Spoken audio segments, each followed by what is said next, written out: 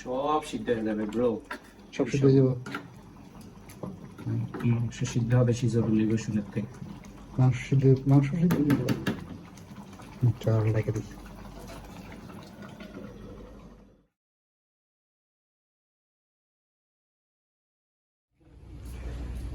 আজকে বাজারে যেতেছি বাজার করার জন্যে। অনেক জিনিস কেনার বাকি, চাল কিনতে হবে, পেঁয়াজ, রসুন, কাঁচামরিচ আর অনেক কিছু কিনতে হবে। এটা হচ্ছে একটা ডেলিভারির গাড়ি। তো অনলাইনে কোনো কিছু অর্ডার দিলে ওরা একবারে আমাদের হোস্টেলের সামনে এসে দেওয়া যায়।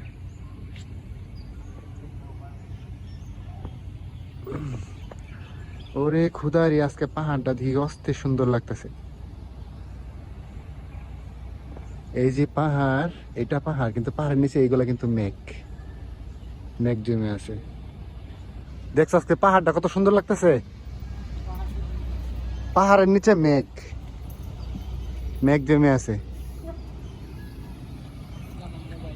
ওরে খুদা রে,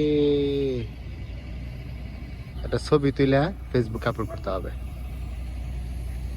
তো অনেক কিছু কেনাকাটা করতে হবে, তার জন্য একটু বাজার দিতেছি। বাঙালি একটা দোকানে যাব, ওখান থেকে যে নিয়ে আসবো। আজকে অল্প পরিমাণে নিব, যেহেতু কালকে শনিবার, কালকে হলো বাজারের দিন। বাজারে যে আবার ওই জায়গায় একটা সুপার মার্কেট আছে, ওই জায়গায় সুপার মার্কেট থেকে নিলে দাম অনেক কম পড়ে, কিন্তু বাঙালি দোকান থেকে নিলে সবকিছুর দামই অনেক বেশি।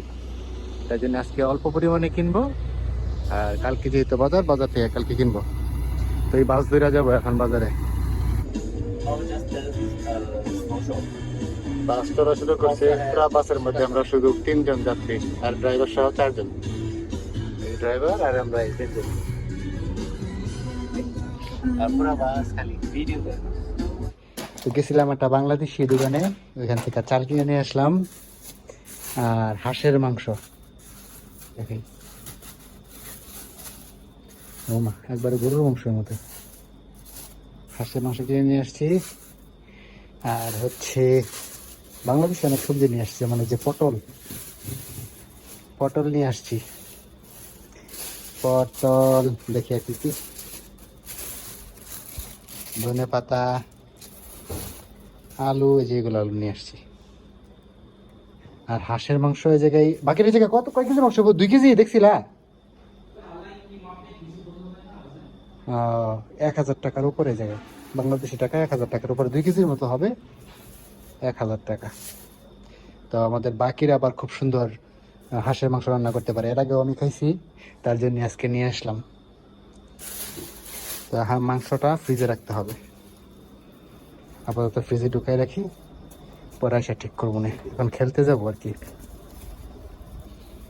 আর একটা জিনিস নিয়ে আসছি, এটা হচ্ছে বাংলাদেশি, একবারে বাংলাদেশের মতো সিম। এই সিমটা নিয়ে আসছি, এটা দিয়া ভর্তা করে খাওয়া যাবে, অথবা শুটকি মাছ দিয়ে রান্না করবো। তো এই আজকে আমাদের বাজার। আমাদের সকলের ফেভারিট হাঁসের মাংস রান্না করা হচ্ছে, বাকিরে রান্না করতেছে। বাকিরে হাঁসের মাংস অনেক সুন্দর রান্না করে, এর আগেও আমি আরেকবার খাইছিলাম, চমৎকার হয়েছিল। তার জন্য আজকে আবার নিয়ে আসছি হাঁসের মাংস। এই আস্ত রসুনটা নিচে রেখে দিবা, রসুনটা খাইতে অনেক মজা হয়। আল্লাহ আল্লাহ ডাইকা দিও।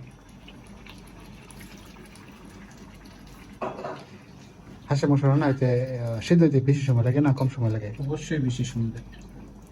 এই যে রসুন দুটা নিচে দিয়ে দেবো একবারে মাঝখানে, নিয়ে হয়ে যাবে। ডাইকা দিয়ে আনলে হইব না, এত যদি ডাইকা থাকে এরকম করে দেব, নাহলে সিদ্ধ হইব না। সব সিদ্ধ হয়ে যাবে ব্রো। সব সিদ্ধ হয়ে যাবো। মাংস সিদ্ধ হবে সিজরুল রসুনের থেকে। মাংস সিদ্ধ হয়ে যাবো। চল ডাইকা দিই।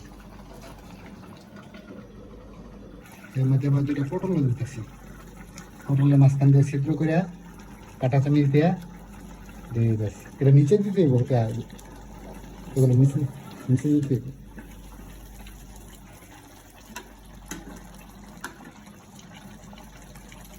রান্না করে রান্না বসাই দিয়া আমরা ইউটিউবে গান দেখতেছি।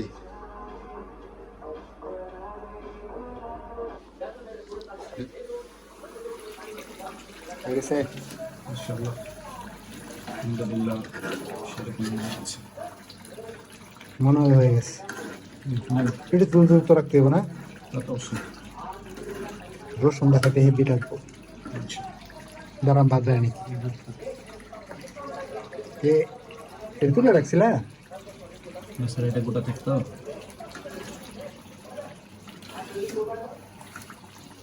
এই পালাই দিতেছে রে। শেপ, এটা শেপ। ইয়ার তরকারিও তো আছে, শুটকি। ওইটাও খাবো। আগে শুটকি তরকারি না খায় তারপরে খাবো নি। হুম। এই হচ্ছে আমাদের হাঁসের মাংস। দেখে বোঝা যাইতেছে অনেক ভালো হইব, আর স্মেলটা অনেক সুন্দর হয়েছে। বিশেষ করে এই রসুনটা এটা খুলে গেছে। অস্থির হয়েছে, অস্থির। বাকির এক নাম্বার হয়েছে, এক নাম্বার। অনেক মজা হয়েছে। লেসের সুতো। কি আর একটা নিছ? পরিষ্কার না। আমার গরম, আমার তো এটা মজা লাগতেছে হেব্বি। খান। আমি আবার এই যে আমার আছে এটা। কোনটা দেখি? পটল। পটল আমি পরে নিব। কেমন হয়েছে তোমার কাছে, কেমন লাগে? মজা হয়েছে অনেক। খাওয়ার সময় আমরা কাপিল শর্মা শুধু দিই। হ্যাঁ